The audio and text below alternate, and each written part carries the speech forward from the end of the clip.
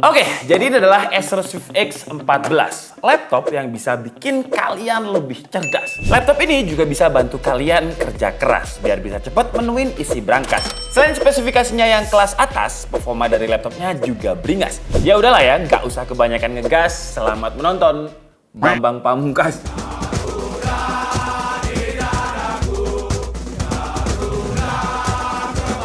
Jadi kemarin kita udah ngebahas Acer Swift Go 14. Yang laptopnya menurut saya overall sih udah oke ya. Soalnya upgrade dari generasi sebelumnya juga banyak banget dan ngebikin performa dari laptopnya naik jauh ketimbang generasi sebelumnya.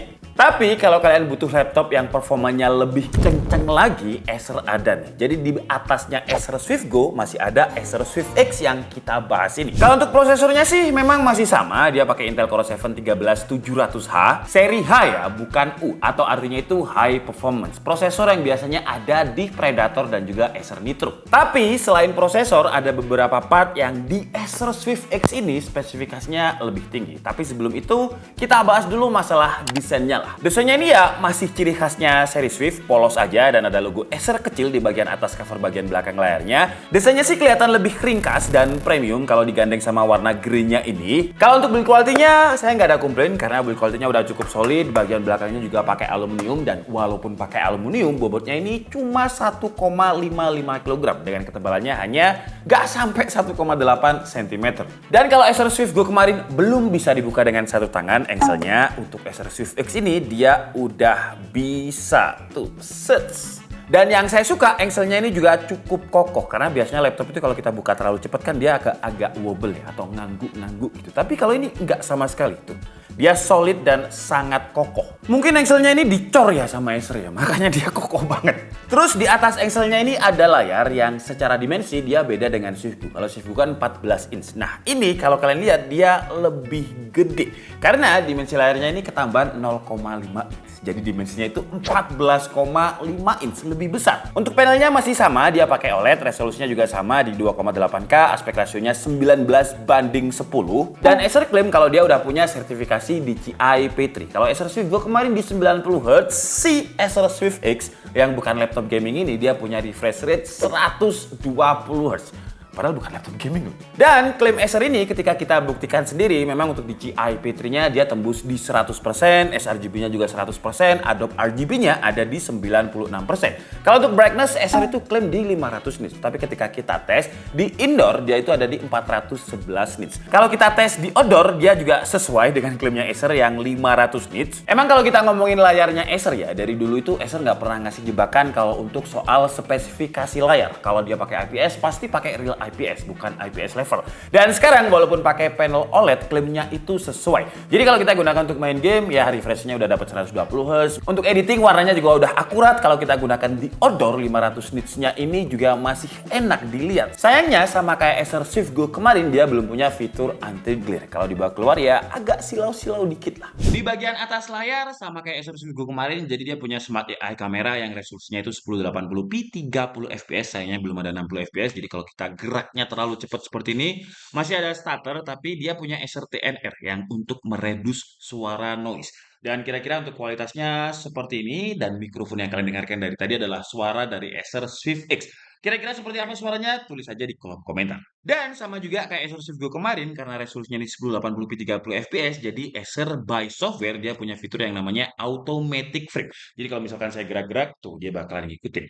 Ya, walaupun 1080p-nya ini kalau misalkan kita aktifkan automatic frame, dia bakalan kayak crop karena itu dipotong di 720p. Untuk sisanya digunakan sebagai automatic frame seperti ini. Setelah kita bahas spesifikasi bagian luarnya, sekarang kita bahas bagian dapur pacunya lah, bagian dalamnya. Jadi untuk prosesor seperti yang saya bilang tadi, dia pakai prosesor terbarunya Intel, si Intel Core i7-13700H. Prosesor yang biasanya dipakai di laptop gaming. Lanjut untuk memori RAM-nya, di sini ya ini kayaknya udah standarnya laptop baru sekarang sih. Di 2023 itu jarang laptop yang high performance kayak gini dikasih RAM 8GB. Kalau tahun lalu kan masih sering ya. Nah, Acer dikasih langsung 16GB dual channel LPDDR5, jadi bukan LPDDR4. Dan karena LP, kalau kalian tanya apakah RAM-nya bisa di-upgrade, jawabannya ya enggak ya, karena LP itu low power, jadi RAM-nya itu disolder di motherboard. Kalau untuk storage SKU yang kita bahas ini, dia pakai kapasitasnya itu setengah tera atau 512GB, tapi NVMe Gen 4 yang speednya ketika kita tes itu lebih dari 7000 Mbps. Jadi gak ada jebakan sama sekali di sini. Dan sebenarnya ada SKU yang lebih tinggi lagi dengan RAM-nya itu 32 GB dan storage-nya 1 TB.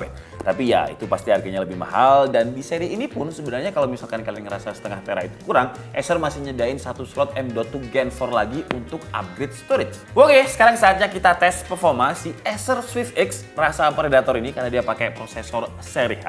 Seperti biasa, kita coba dulu di Cinebench R15 dengan mode skenario rata kanan. Jadi laptopnya dicas. Di mode ini untuk single core-nya dia dapat skor itu 258. Kalau untuk multi core-nya, running pertama dan running keempat itu di skor 2200, tapi running kelima sampai running ke-10 turun sih, tapi turunnya itu nggak terlalu banyak, dengan skornya itu stabil di kisaran 2100 poin. Untuk suhu temperaturnya ketika di mode ini memang dia agak nyolong-nyolong di suhu yang lumayan hangat 100 derajat Celcius, tapi kalau kita lihat package powernya itu bisa nyentuh di 70 watt. Skenario kedua, sekarang kita coba laptopnya ini nggak pakai cas, dan hasilnya ada penurunan performa dengan single core-nya itu di 268, multi core-nya tetap stabil di kisaran 1500 poin. Nah, kalau kita lihat di sini suhunya itu lebih adem kalau nggak pakai dicas ya. Dengan suhunya itu nyentuh-nyentuhnya di 70 derajat Celcius, tapi package powernya juga nggak tinggi, di sekitar 25-an watt. Lanjut di R23, single core-nya itu 1800 poin, multi core-nya itu stabil di 13.000 poin kalau misalkan dicas. Kalau nggak dicas R23-nya, single core-nya 1746, multi core-nya itu stabilnya di kisaran 9900 poin. Ya memang bukan standarnya Intel Core i7 13700H yang paling kenceng yang pernah saya bahas, tapi untuk sebuah laptop dengan bobot cuma 1,5 kg ini udah kenceng karena ini coolingnya bukan pakai cooling Predator ataupun Nitro. Tapi ngomongin cooling, yang menarik ya, laptop yang seringan dan juga setipis ini untuk ukuran dimensi 14,5 inch ketika kita time SPI stress test yang berarti itu kita loop sebanyak 20 kali, stability-nya itu dia lolos di skor 97,2%.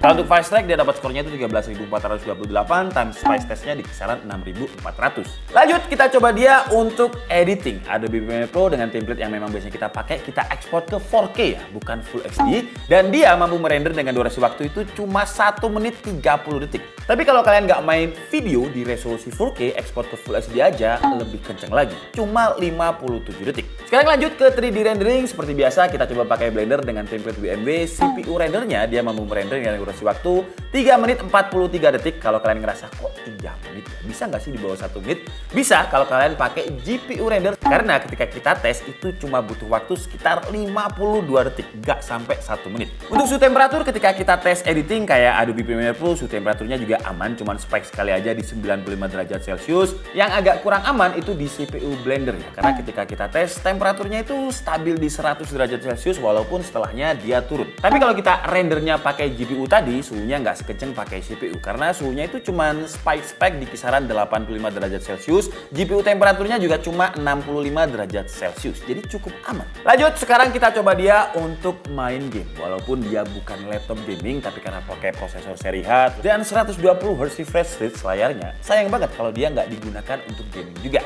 Kita coba di game ringan dulu lah, kayak Dota 2, resolusinya Full HD, grafiknya ada di best looking. Average FPS dia dapat di kisaran 104 FPS, maksimumnya bisa tembus 121 FPS, minimumnya di kisaran 91 FPS. Jadi kalau kita ngomongin refresh rate layar, di Dota 2 juga masih kepake. Lanjut untuk game yang butuh refresh rate kenceng, Valorant. Resolusinya sama Full HD, grafiknya high ya, bukan yang low. Dan untuk average FPS dia dapat 144 FPS, maksimumnya 180, minimumnya 109 FPS. Jadi kalau kalian gunakan untuk main game Valorant, secara responsiveness dia masih oke. Jadi untuk FPS-nya lebih dari apa yang dimiliki sama layarnya, masih gak bottleneck. Lanjut kita coba di Genshin Impact, grafiknya high, resolusi Full HD, average FPS di Genshin Impact juga aman dengan 60-an FPS, drop itu juga di kisaran 50, nggak pernah di bawah 30 FPS. Kalau kita coba paksa di game AAA, contohnya kayak Shadow of Tomb Raider, resolusi Full HD, grafik highest, dia juga masih oke dengan average FPS itu di 58, maksimumnya 70, minimum di 53 FPS, gak pernah di bawah 30 juga. Lanjut kita coba game AAA yang lain, Far Cry 5. Grafiknya kita coba ultra di sini ya, tapi resolusinya tetap di Full HD. Average FPS dia dapat 55, maksimumnya 73, minimumnya masih 47, gak pernah di bawah 30 FPS. Lanjut lagi kita coba di game yang support dengan ray tracing, Watch Dogs Legion, dengan DLSS-nya ada di balance, ray tracing-nya ada medium, resolusi Full HD, grafiknya high juga. Average FPS dia dapat 45 FPS, maksimumnya masih bisa tembus 77, minimum FPS-nya juga masih di 36 FPS. Yang agak kewalahan itu di Cyberpunk ya. Kalau Cyberpunk kita pakai resolusi Full HD, grafiknya high. Di LSS juga balance, ray tracing-nya ada di medium, average FPS dia dapat 38 FPS, maksimumnya 53, minimumnya bisa di bawah 30 FPS. Jadi kalau untuk Cyberpunk, saran saya sih grafiknya diturunin agak ke kiri aja, jangan pakai high kayak settingan kita. Dan kalau kita lihat dari beberapa game yang kita tes tadi, kayak City of Tomb Raider, suhunya juga aman-aman aja, spek sekali di 90 derajat Celcius. Dota 2 juga aman di kisaran 80 derajat Celcius. Far Cry juga aman, padahal ini game yang cukup berat. Valorant dia juga aman di kisaran 72 derajat Celcius. Cyberpunk sih ya, yang dia spek di 100 derajat Celcius sebanyak 3 kali, habis itu stabilnya di 92 derajat Celcius. Dan tes yang kalian lihat tadi, itu laptopnya sama dicas. Tapi kalau misalkan kita mau main game tanpa dicas, gimana bang? Bisa sih ya, karena average FPS kayak di Cyberpunk tanpa dicas itu dengan settingan yang sama, average-nya masih dapat 35 FPS, tapi dropnya bisa lebih parah di bawah 25 FPS. Watch Dogs pun juga begitu, average FPS masih 42-an, tapi dia bisa sering drop FPS, bahkan bisa sampai 18 FPS di Watch Dogs Legion. Lanjut kita tes untuk produktivitas, karena laptop ini kan ya tujuannya sebenarnya untuk produktivitas. Jadi seperti biasa kita coba di PowerPoint, kita export 150 slide PowerPoint ke PDF, dan hasilnya export 150 slide dia cuma butuh waktu 5 detik aja. Excel randomize data yang sangat banyak, dia juga butuh waktu yang nggak sampai 1 menit, 50 detik aja. Kalau mau ganti modenya, tinggal pencet aja di keyboardnya Fn+F, jadi nggak usah buka-buka softwarenya Acer. Tapi ngomongin soal keyboard, kalau saya pribadi lebih suka feel-nya keyboard Acer Swift X ini ketimbang Acer Swift Go. Di sini dia itu kayak lebih tactile, lebih enak, lebih silent, lebih empuk. Tapi sayangnya di sebelah kanan kiri keyboardnya itu masih ada space yang sebenarnya kalau misalkan digunakan untuk speaker atau untuk beberapa tombol shortcut masih bisa harusnya. Lanjut untuk touchpadnya ini saya juga suka. Feel tactile-nya ini entah kedengeran apa nggak di mic ya, tapi ini enak banget. Kalau Acer Swift Go kemarin tactile-nya itu masih kurang, travel distance-nya juga kurang dalam, tapi kalau ini udah pas aja menurut saya. Untuk touchpad saya nggak ada komplit, komplainnya ya di keyboard tadi yang kurang edge aja, kurang penuh aja bagian keyboardnya. Untungnya keyboardnya ini udah backlit ya, jadi masih bisa termaafkan lah, karena saya itu sering banget bikin script di kamar yang gelap. Dengan adanya backlit keyboard ini, saya masih bisa tetap kerja ketika istri saya tidur, karena kalau istri saya tidur lampu nyala, saya bisa dikuntung sapu.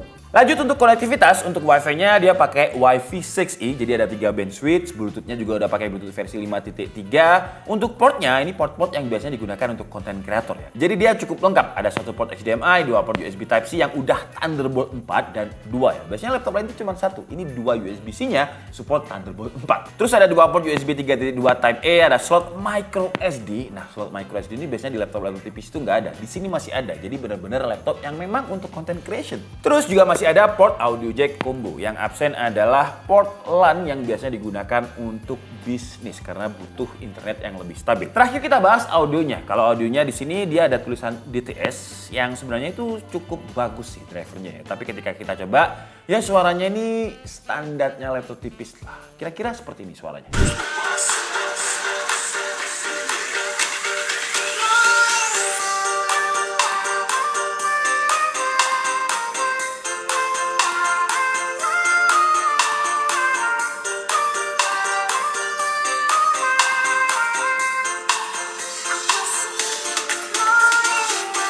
Oke, jadi cukup segitu aja video review dari Acer Swift X14 yang jelas saja harganya lebih mahal ketimbang Acer Swift Go kemarin. Karena untuk harga yang kita bahas ini yang SKU 16GB 512 itu ada di 22.999.000. Kalau kalian ngerasa RAM-nya kurang dan storage-nya kurang bisa ambil yang varian lebih tingginya 32 1TB. Harganya itu ada di 24.999.000. Overall, kalau kalian adalah content creator yang butuh laptop yang tipis, ringan, enak untuk dibawa kemana-mana tapi performanya masih kenceng, menurut saya si Acer Swift X14 ini masih sangat recommended. Karena ya prosesornya aja udah pakai Intel Core i7 13700H yang biasanya dipakai di laptop gaming, layarnya pakai panel OLED yang secara kualitas udah enak banget di mata, refresh rate-nya juga udah 120 Hz. Pas kita tes juga klaimnya ini bener dengan 100% DCI P3. Kelebihan lain dari segi koneksi juga udah Wi-Fi 6E, Intel Thunderbolt 4-nya ada 2. Kalau untuk kekurangan sih webcam-nya sih. Sebenarnya resolusinya udah bagus di Full HD 30 fps. Tapi kalau misalkan Acer mau kasih 60 fps, buat yang suka streaming nggak akan butuh yang namanya webcam eksternal. Terus layarnya juga glossy. Kalau ini sih tergantung kebutuhan ya. Kalau misalkan laptop ini sering dipakai di luar, di outdoor, layar-layar yang glossy kayak gini yang nggak punya fitur anti glare, Ya, saya rasa sih agak sedikit mengganggu. Tapi bisa diakalin kayak kita beli aja screen guard yang anti UV. Tapi intinya, kalau kalian konten kreator yang sering mobile, ya laptop ini bisa menjadi aset yang sangat menarik. Sebenarnya kalian bisa pakai Predator atau Nitro, karena harganya juga mirip-mirip di sekitaran 22 juta. Tapi resikonya si Predator atau Nitro itu berat. Jadi kalau maunya pakai itu ya tambahin budgetnya buat pijet. Saya Dika Stabedi and see you on the next video. Bye-bye!